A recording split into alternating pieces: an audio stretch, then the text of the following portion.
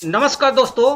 GNM का transfer कब होगा, इस पर हम बात करने वाले हैं। जीएनएम का ट्रांसफर का न्यू अपडेट क्या है और समीक्षा बैठक में क्या हुआ है और जीएनएम के ट्रांसफर आखिर क्यों नहीं हो रहा है। तीन ऐसे पॉइंट है जिस पर हम सिलसिलेवार ढंग से बात करूंगा। अभी तक इस चैनल को आपने सब्सक्राइब नहीं किया है तो सब्सक्राइब कर लीजिए और बेल आइकन को जरूर प्रेस कर लीजिएगा इसी तरह से लेटेस्ट अपडेट सबसे पहले पाने के लिए। चलिए वीडियो को स्टार्ट करते हैं और सीधा बात करते हैं। जैसा कि हम आपको ग्राफिक्स पर दिखा भी रहे हैं कि जीएनएम का ट्रांसफर कब होगा, ये पहला सवाल है जिसको हम स्टार्ट करने जा रहे हैं। आप इस बात को ध्यान से समझिएगा। जीएनएम का जो 2020 में परमानेंट जो बीटीएससी से जो ज्वाइन की थी, उनका ट्रांसफर अभी तक 4 साल लगभग होने जा रहा है। अगस्त आएगा तो ऑलमोस्ट 4 साल हो जाएगा, लेकिन अभी तक ट्रांसफर नहीं हो पा रहा है। इसके लिए कई बार अपडेट आया कि समीक्षा बैठक हो रही है। समीक्षा बैठक में क्या हुआ तो हम आपको सिलसिलेवार ढंग से बता रहे हैं कि अभी तक कोई समीक्षा बैठक नहीं हुई है, ना डिपार्टमेंट के अंदर ऐसा कुछ हलचल चल रहा है जिस पर हम आपको अपडेट दें कि आपका ट्रांसफर बहुत जल्दी होने वाला है।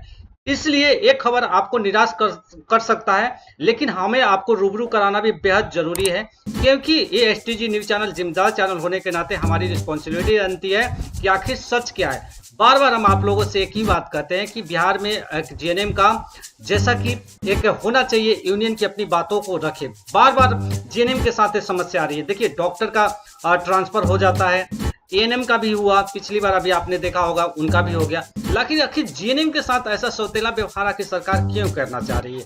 देखिए, जो ट्रांसफर का खेल है ये किसी से छिपा नहीं है, ये सभी लोग जानते हैं कि इसमें क्या है। अगर जो ट्रांसफर लगाए हैं, जो डिपार्टमेंट के पास जा रहे होंगे, जो अपनी पैरवी लगा रहे हैं, वहां पर क्या डिमांड की जा रही है किसी से छिपा नहीं है। लेकिन सबसे बड़ा सवाल यही है ना कि ट्रांसफर होगा तो सभी का होगा, नहीं होगा तो किसी का नहीं होगा। तो बात है कि अगर आप इंडिविजुअल लड़ाई लड़ेंगे, आप किसी पर्सनली आप जाकर अपनी बातें को रखेंगे तो उसका तो फायदा ऑब्वियस सी बात है कि सामने वाले उठाएंगे। मंगल पांडे जी इस पर बारे में बिल्कुल संज्ञान नहीं ले रहे हैं। उनका बिल्कुल इच्छा नहीं है कि जीएनएम की ट्रांसफर हो। अगर मैं आपको झूठ खबर बता दूं कि नहीं आपका ट्रांसफर होने वाला है, हफ्ता दिन के अंदर हो जाएगा, आपको थोड़े समय के लिए आपको गुदगुदी हो सकती है, खुशी हो सकती है, लेकिन सच्चाई यही है कि ट्रांसफर अभी के लेकर कोई अंदर हलचल नहीं है जिस पर हम आपको अपडेट दें और रूबरू कराएं कि नहीं बहुत बड़ी खुशखबरी है कि आप लोगों का ट्रांसफर हो जाएगा। अब 5-10 दिन के बाद हमें कमेंट करें और कहें कि देखिए सर आपने तो कहा था।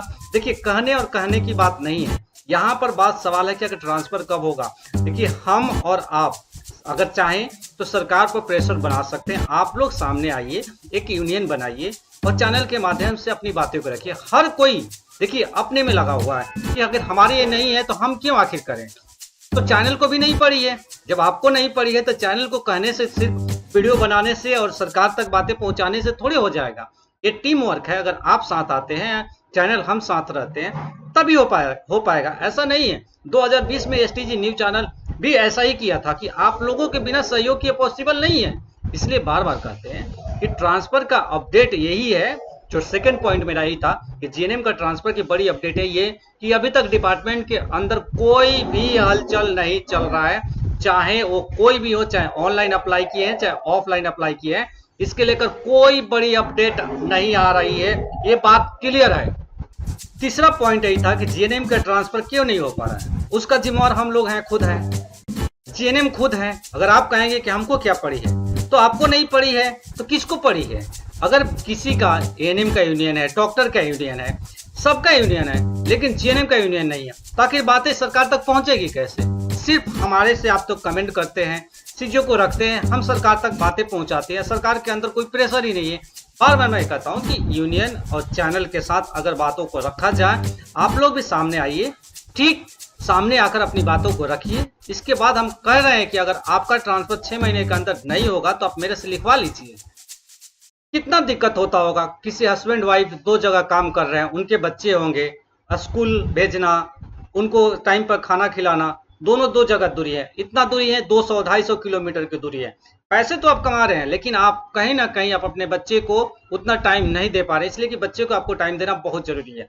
कुछ लोग ऐसे भी होंगे जिनके घर में मम्मी पापा का तबीयत खराब होगा, वहां पर रहना आपका बहुत जरूरी है।